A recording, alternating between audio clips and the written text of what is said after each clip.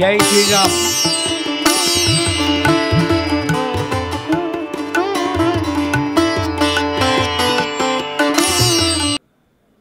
తర్వాత ఈనాటి పెళ్లి కొడుకు కస్తూరి మురళీకృష్ణ.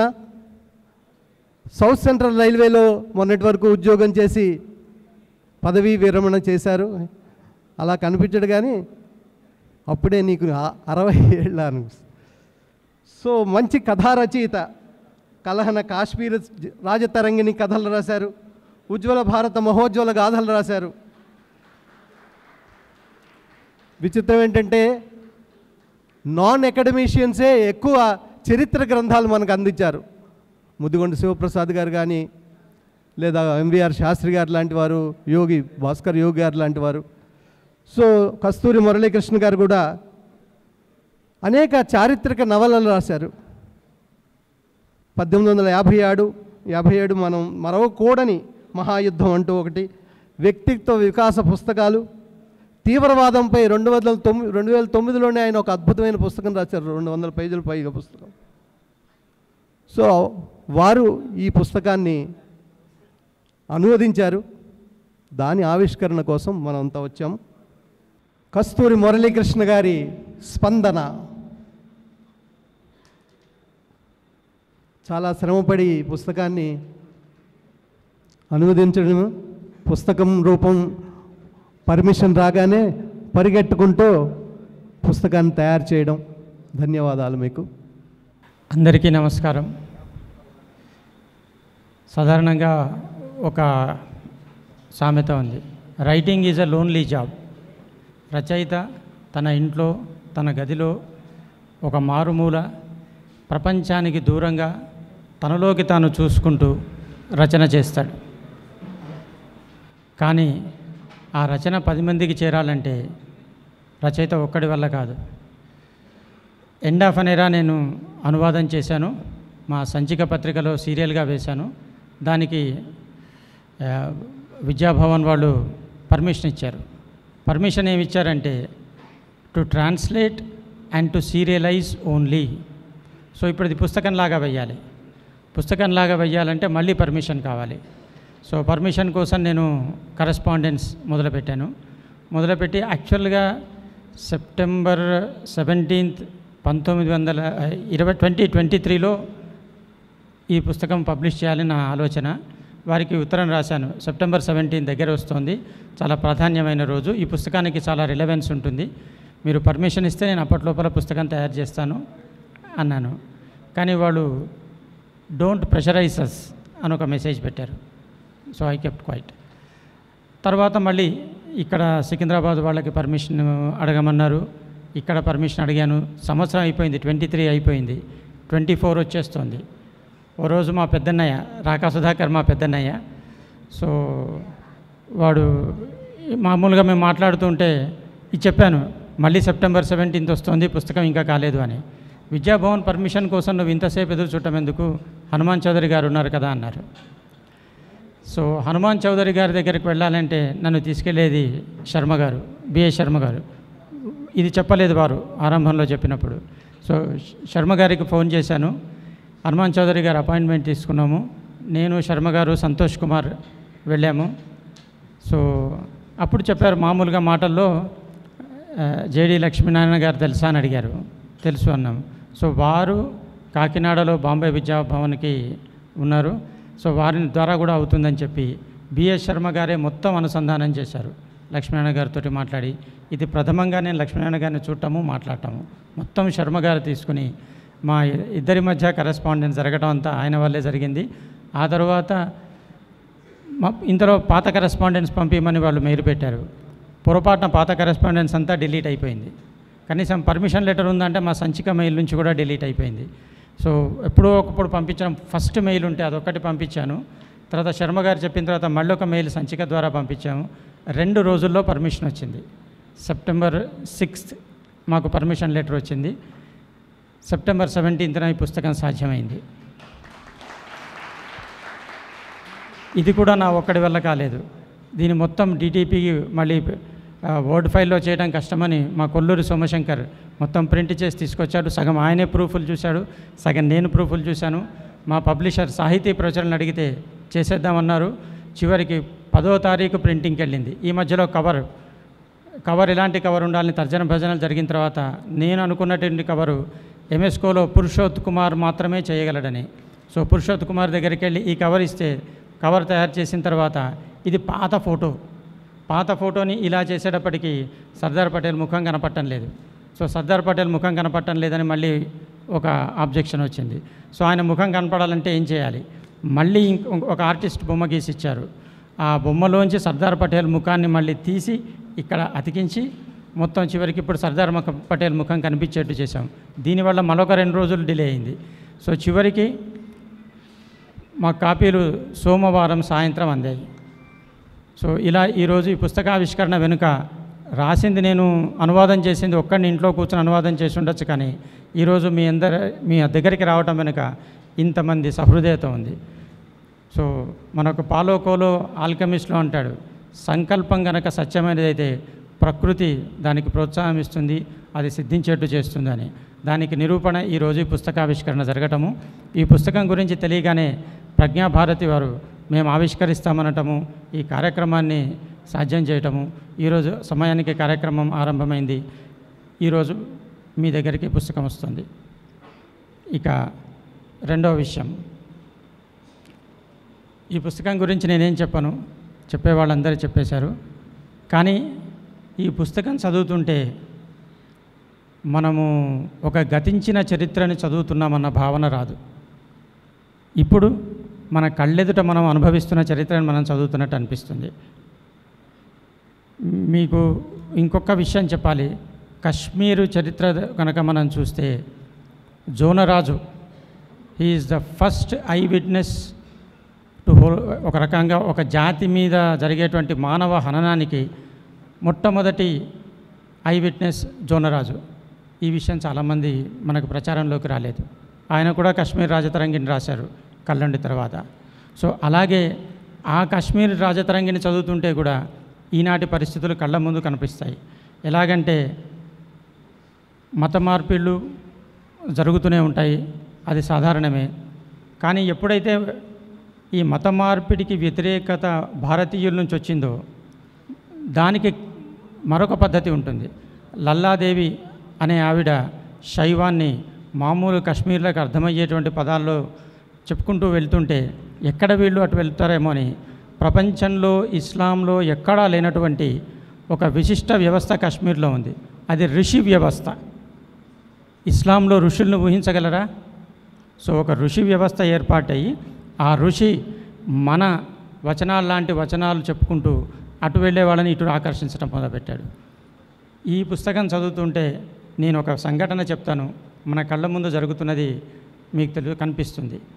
ఏంటంటే సిద్దిక్ అనే ఒకతనున్నాడు, హజరత్ మౌలానా సిద్దిక్ దీన్దార్ చెన్న బసవేశ్వర్ ఖిల్లే.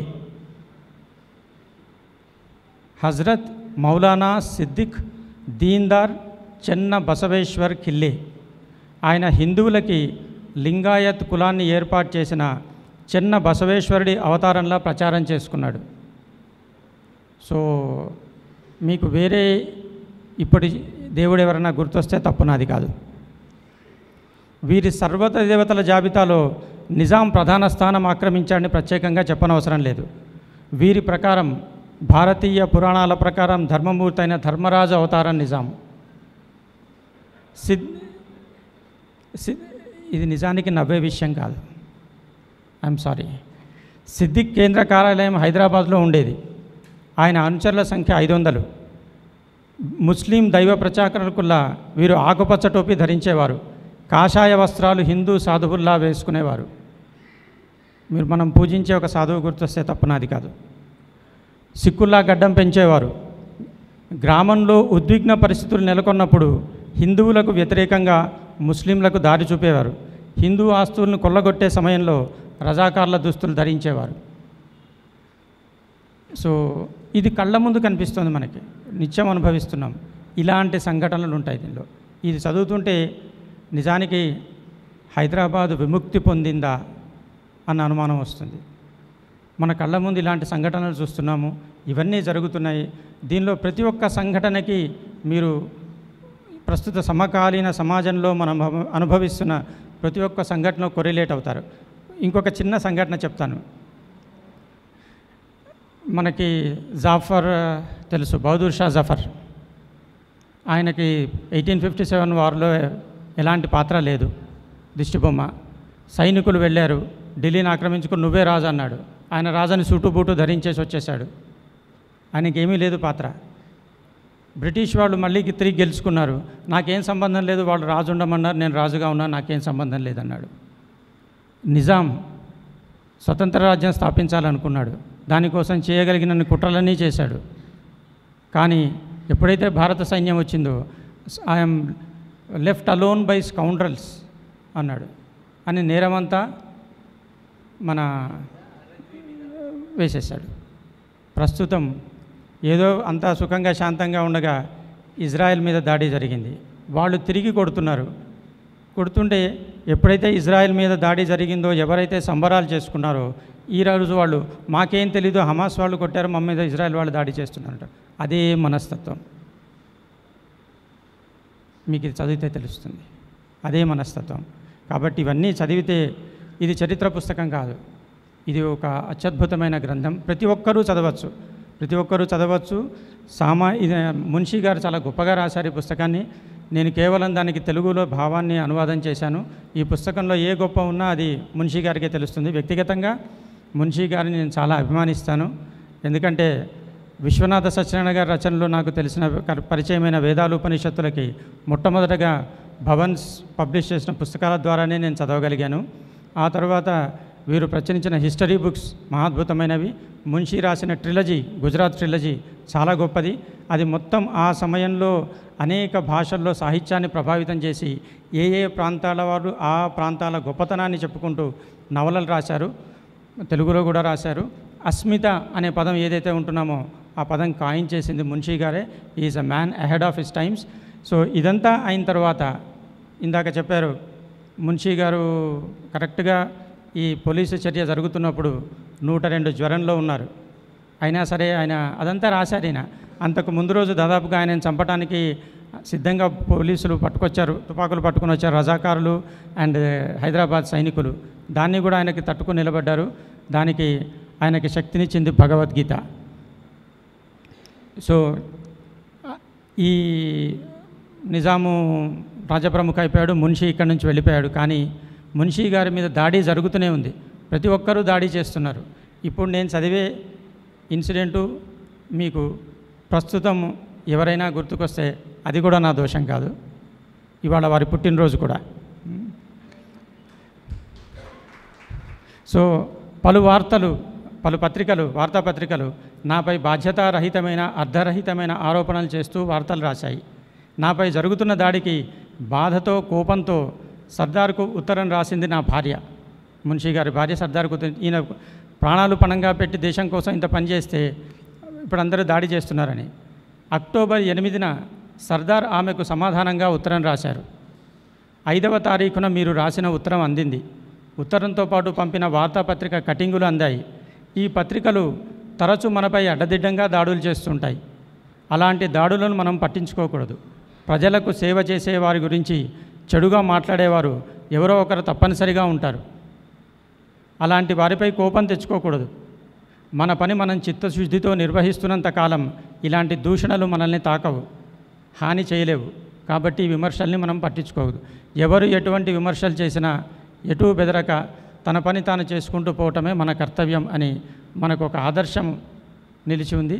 దాన్ని పాటిస్తూ ఎవరు చదివినా చదువుకోనా, మెచ్చినా మెచ్చుకోకపోయినా, తిట్టినా తిట్టకున్నా మన పని మనం చేస్తూ మన కర్తవ్య నిర్వహణలో ధర్మరక్షణ కోసం మన వంతు మనం చేస్తూ పోవాలని ఈ పుస్తకం చదివితే స్పష్టంగా తెలుసు. పైగా దేశం కోసం పనిచేసేవాళ్ళు ఎలాంటి పొగడ్తలు, సన్మానాలు ఆశించకూడదు.